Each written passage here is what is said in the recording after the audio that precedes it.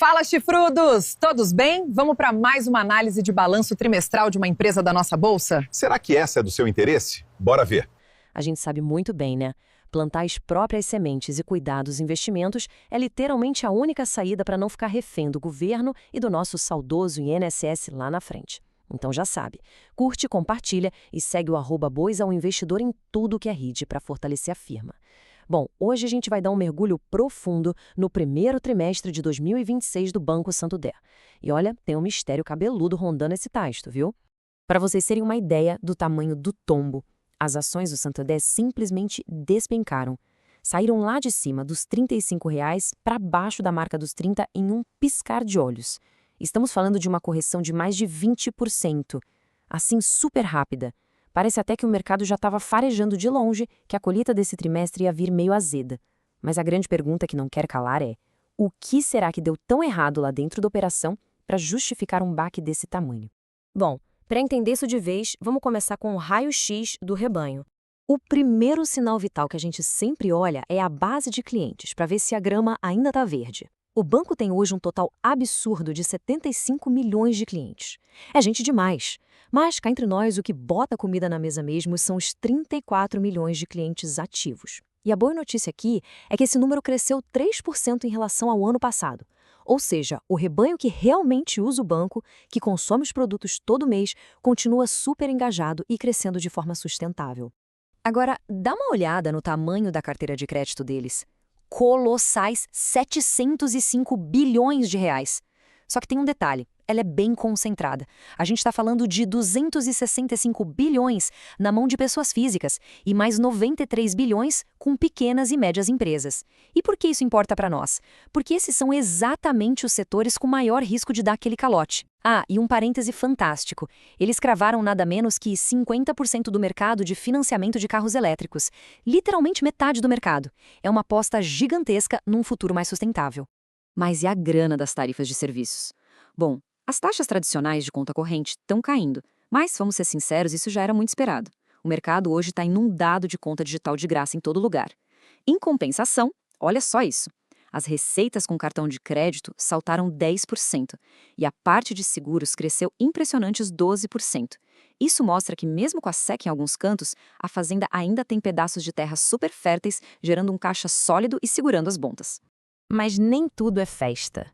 Vamos entrar na parte 2 da nossa análise: clima seco e calotes. Aqui é onde os lobos começam a atacar as margens do pasto. A inadimplência acima de 90 dias, que é aquele pessoal que já atrasou a parcela com vontade, está numa escalada que dá um frio na barriga. Trimestre após trimestre o negócio vem subindo. Foi de 2,8% para 3,1% e agora bateu nos 3,3%. É um movimento claro de alta que acende aquela luz vermelha piscando no painel. E, para ser justo, com raríssimas exceções, isso está batendo na porta de quase todos os grandes bancos hoje, em dia. O risco geral do negócio aumentou. E a conta dessa inadimplência, meus amigos, chega pesada. Para se proteger desse calote, o banco teve que separar quase 7 bilhões de reais, o que resultou num custo de crédito de 6,3 bilhões na veia. A consequência direta, o lucro líquido deu aquela escorregada, caindo 1,9%. E o pior, o ROE, o famoso retorno sobre o patrimônio líquido, despencou de 17,5% para 16%. E foi exatamente essa perda de rentabilidade que espantou a manada de investidores e jogou o preço das ações ladeira abaixo. Então, o que a gestão foi obrigada a fazer? Vamos para a parte 3, podando a fazenda. Todo bom gestor sabe que, na época de seca brava, você tem que podar as árvores para a operação sobreviver. E a poda no Santander foi super agressiva. Eles literalmente cortaram as agências físicas pela metade, passando de 1.800 para apenas 916.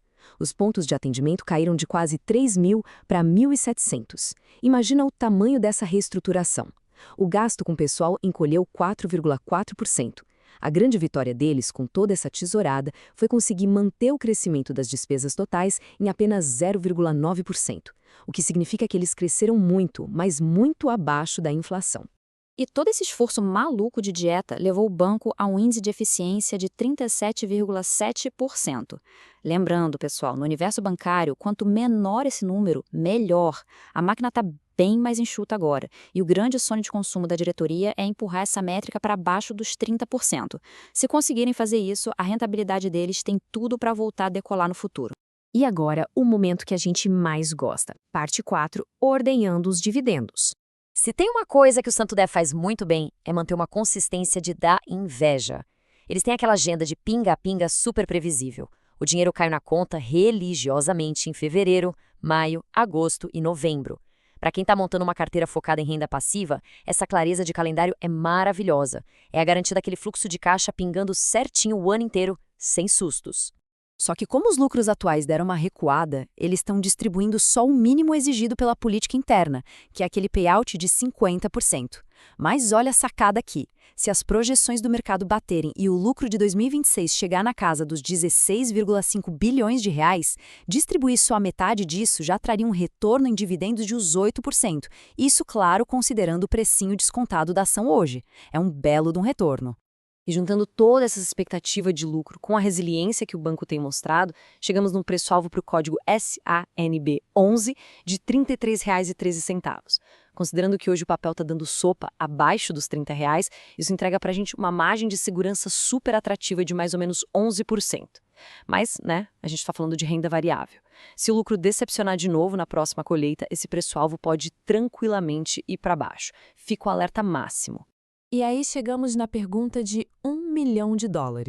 Parte 5. Vale a pena investir? Para decidir isso, a gente tem que botar o risco e o retorno na balança. Somando os dividendos esperados com a perspectiva de valorização da ação, dá para estimar um retorno total ali pelos 16% ao ano. Tirando a inflação da conta, isso daria algo como IPCA mais 9,4%. Agora, se a gente colocar isso lado a lado com um título do Tesouro hiperseguro, tipo IPCA mais 2037, que está pagando lá seus IPCA mais 7,35%, a gente vê que Santo Dé está te oferecendo um prêmio de risco de uns 2 pontinhos percentuais a mais. A grande questão é, esse prêmio é recompensa suficiente para você aturar os trancos e barrancos do pasto?